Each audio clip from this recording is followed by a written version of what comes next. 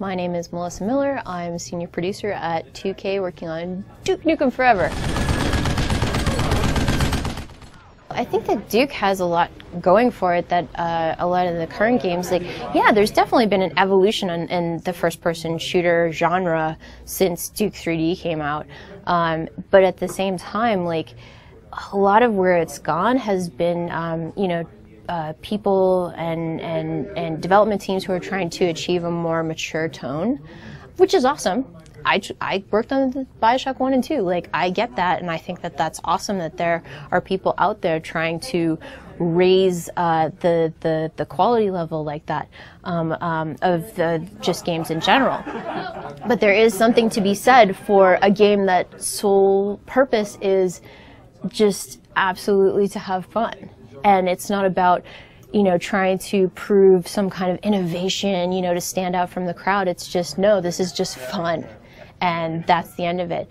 And as well as having a character who is so unapologetic and balls out about you know, an un-PC, like, there's just something really, really compelling and attractive about that type of personality, in addition to one that kicks ass, as much as Duke does.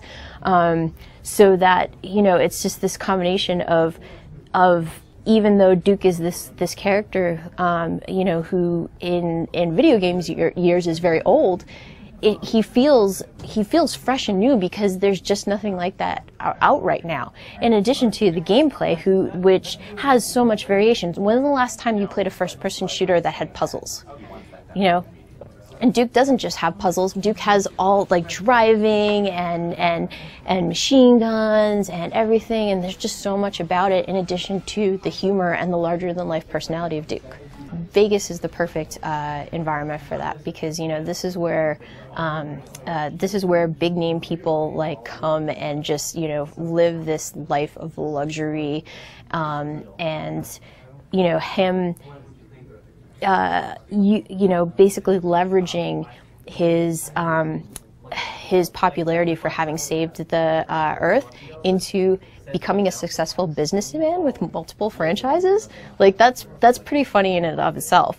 And, you know, here's Duke, this you know, he kicks ass, you know, and sent the aliens running and saved the Earth.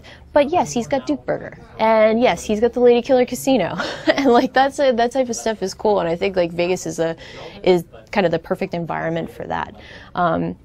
As well as, like, you know, basically having a casino where there's a museum dedicated to himself, and, you know, has got all the gold statues, you know, naked women and everything. Oh, that could only happen in Vegas. And it's pretty cool too because it's like, you know, the world is a parody of our own, but at the same time, like, one of the things that makes it work is that Duke doesn't treat it as a parody, and it's like, you know, that's his world. And by playing Duke Nukem Forever, you are, you know, it's Duke's world, and we just play in it, and you're signing up for that. And it's pretty fun. I'm from Las Vegas, and I say kill them all. There were a lot of opportunities. You know, there's definitely opportunities for Duke to be driving himself at larger, but, like, the fact that when he shrunk down, that they put him in some kind of, like, you know, toy RC car is just really cool. And it's set up really well too, because when you play it in the demo, you find this controller and you have to control a little RC truck to solve puzzles in order to progress. And then you're like, oh, that's cool. And then, like, a little while later, you're actually getting into a toy RC car and driving it, and you're like, ah. The arsenal of Duke 3D was really, really important to fans.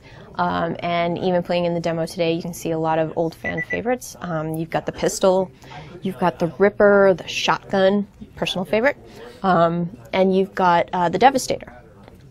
You also have some alien weapons that you can choose, like AT Captain's Laser or the AT Laser and so forth. But there's still a few more that are not in the demo that we think people will be really excited about and offer really cool gameplay opportunities. Pipe bombs as well, trip mines. Pipe bombs are awesome. We're really excited about people having a chance to play around with those weapons, and the way that the game is balanced, like you're obviously going to have weapons that you need when you need them, but because you can only carry 2 at a time, it gives you the chance to experience everything versus just like, oh no, I'm going to take the shotgun and I'm going to carry it through to the rest of for the entire game. You can do that. It is possible. I think still my favorite thing about the game is the peeing. I thought it was so funny. I just peed at every toilet I found when I first started playing. Get this big guy back into action.